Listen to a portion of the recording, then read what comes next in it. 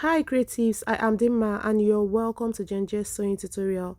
On today's tutorial, I'll be sharing with you how to cut and sew this beautiful bubu dress with a shawl collar. Yes, it has a shawl collar and a pleated shoulder. It is not your regular bubu dress and you will want to know how I did this. This is a drafting tutorial, but the next will be sewing tutorial so that it won't be too long. Let's get right into it. So I made this bubble dress with this fabrics. This is a bill fabric with uh this black fabric. Yes, the black fabric is actually velvet fabric. So right here I am just making a mark, at the beginning of my paper. That is 5 inches mark because of what I am about to draft right now. So right here I also had to take the neckline measurement, basic neckline measurements of 3 by 3. Now the next thing is just to mark my shoulder. Okay, these things are landmarks because you may be asking, okay, what am I doing with a shoulder measurement for a bubu dress? But just watch and you will understand everything I'm doing. So right here is the bust measurement divided by 4. If your bust measurement is 40, you're going to measure 10 here. That is 40 divided by 4, and that is what I just did. Now the next is just to take the half length for the front. Yes, so I had to take that and also rule a horizontal line along that part, and you will know in no time why all of this is necessary. What I just marked is the half length for the back. Okay, so here is the hip line, which is 8.5 inches from the front half length. Okay, and I will be measuring my client's hip line divided by 4 there. That is what I did. Hip measurement, round hip divided by 4, and I'm just connecting that to the waist measurement. Okay, so having done that, I'm just trying to just mark a line for the shaping. Okay, even if I do not need it particularly, I want to use it as a guideline. So right here I'm measuring from the shoulder measurement. I measured the pleat on the shoulder.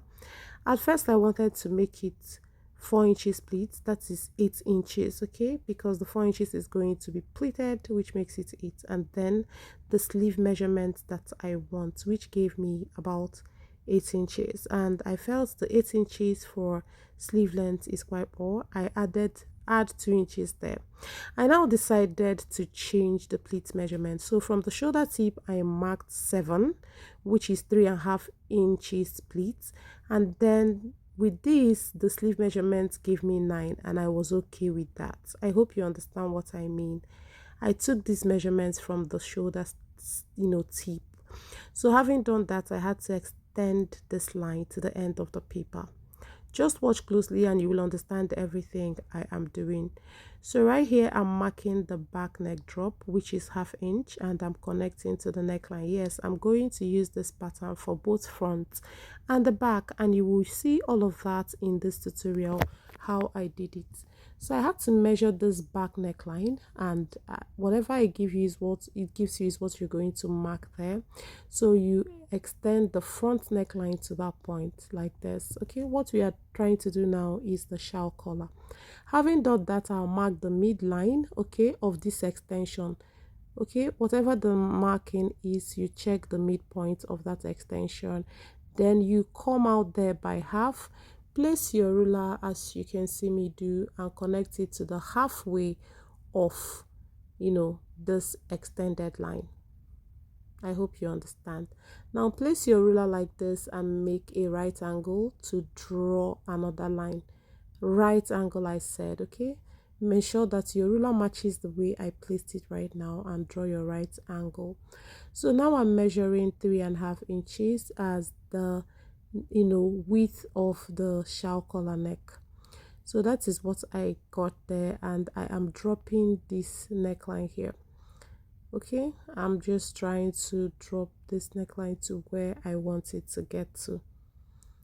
So what I did now is to connect, and the measurement from the neckline, the front neckline drop, is about 7 inches. Yeah, but from the beginning of that horizontal line where I measured it earlier is about 12 inches.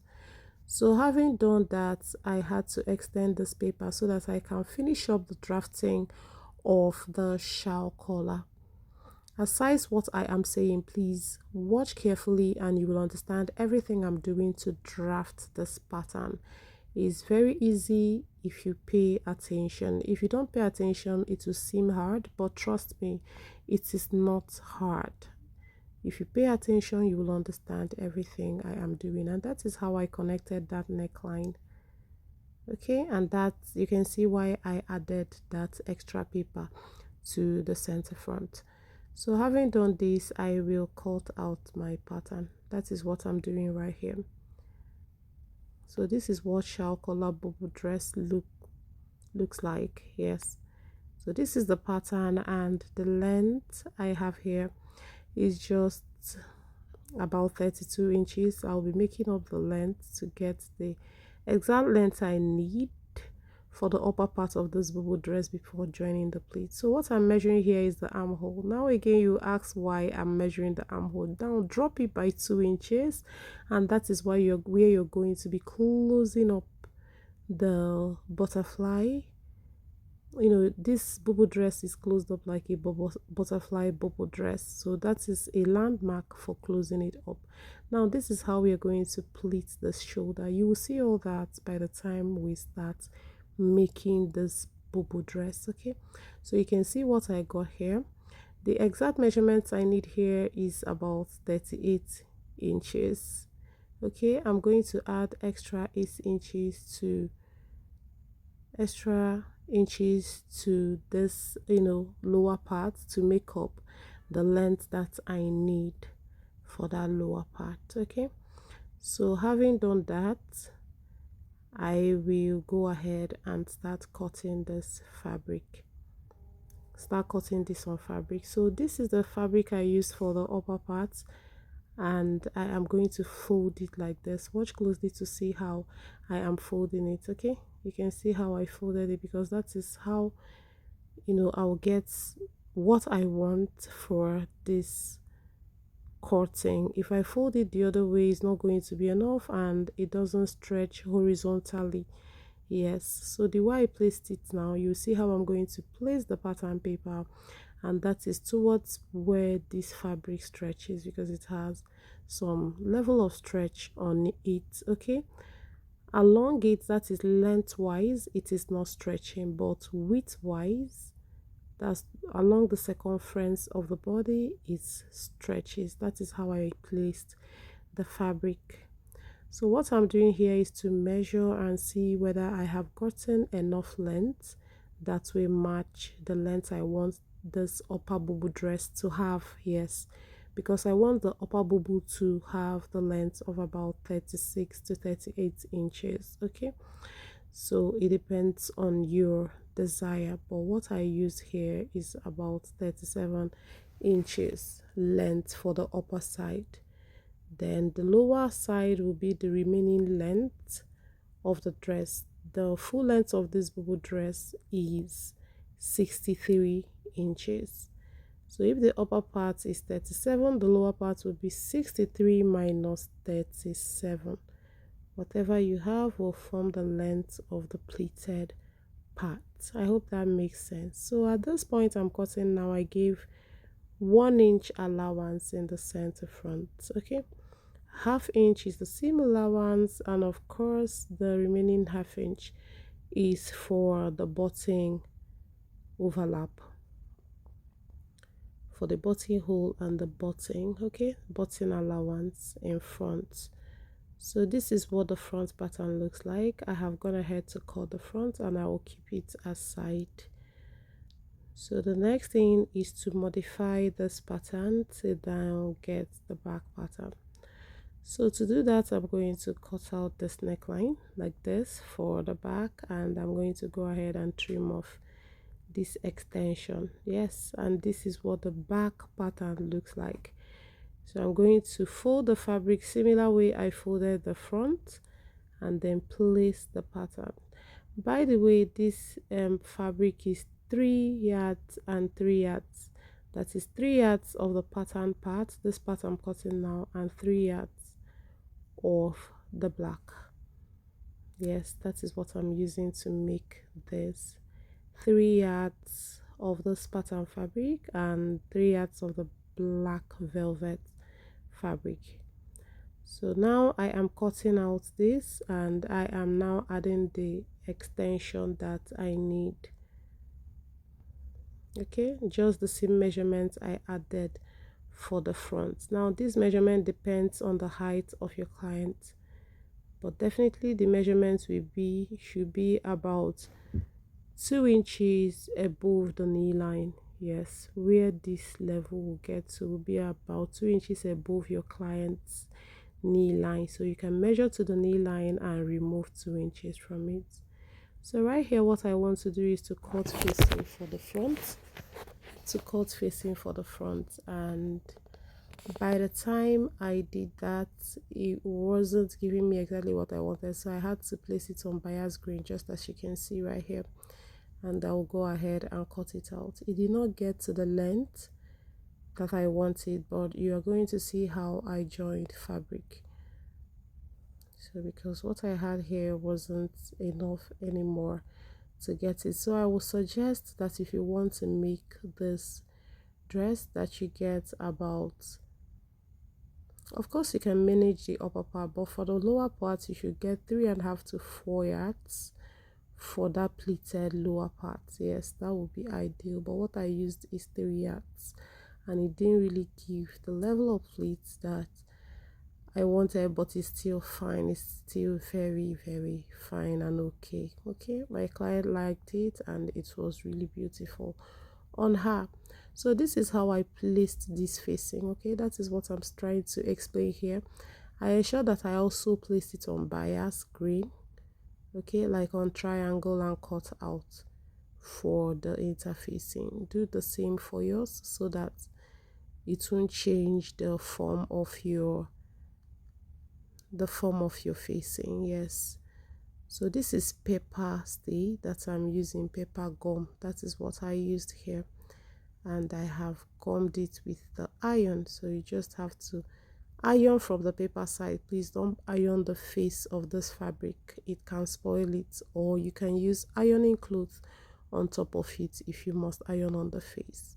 The black patches you can see on this fabric is like velvet. Okay, so you don't need to iron on this face. The golden part too can be gummy, so you don't have to ruin your fabric. Use ironing cloth, or you gum the interfacing from the reverse. Please pick this point and you will not regret it. So what I'm doing here is just to, see the remaining length to get to the hem of this upper part, and that is what I measured, and I'll go ahead and cut it out on fabric to join it, because I don't have enough fabric again to cut it all through in one. But if you have enough fabric to cut all of it in one, go ahead and do that.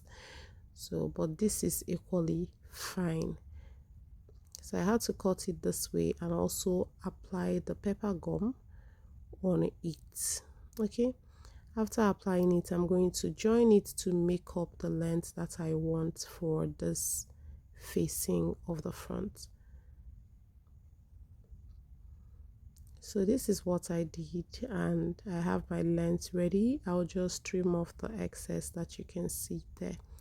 So after trimming it off, I will iron the jointed parts neatly and even used an interfacing to hold it in place. So I'll iron like this, and also iron this neckline that I joined. Okay, I've used the interfacing to hold it in place. So that is it. Always iron from the reverse for this fabric, or you use ironing cloth. Okay, use a cotton cloth to place on it while ironing any part of this dress. Even the plain velvet part, I use ironing cloths to do that, so that the fabric will not be ruined. So having done that, this is for the back part, and this is unfold. So I had to place the back pattern like this, and then go ahead to cut the back neckline facing. So this is how you're going to do yours, and ensure you cut it out neatly, just as I am doing right here. So because it's unfold, I am going to After shaping it, I will open up the center back like this. So this is what I have, and I will you go ahead and use the pepper gum to stick on it like this. And this is what I have. Just trim off any excess coming out on any parts, and this is what it looks like. You can see what the back looks like, and I had to go ahead and put all of this together, which I will show you in my next tutorial. The next tutorial will be loaded. I won't want to do all of that here because it will be too long. I'll show you how to shape your clothes. This is how you're going to be placing this pattern, and that is where all this marking gets really necessary, and you will know why I marked all of this. Yes, I shaped it. Even this velvet was really troublesome. The regular way I stitch velvet did not work, so I had to do it this way. I used paper to be able to stitch this velvet. It gave me a lot of trouble, but then I still conquered it at the end, and the clothes came out so nice. Trust me. Watch out for the next tutorial and prepare to sew yours and tell me what your outcome is. It was so gorgeous and my client liked every bit of it. Thanks for watching, guys, and I'll see you in my next one. Bye.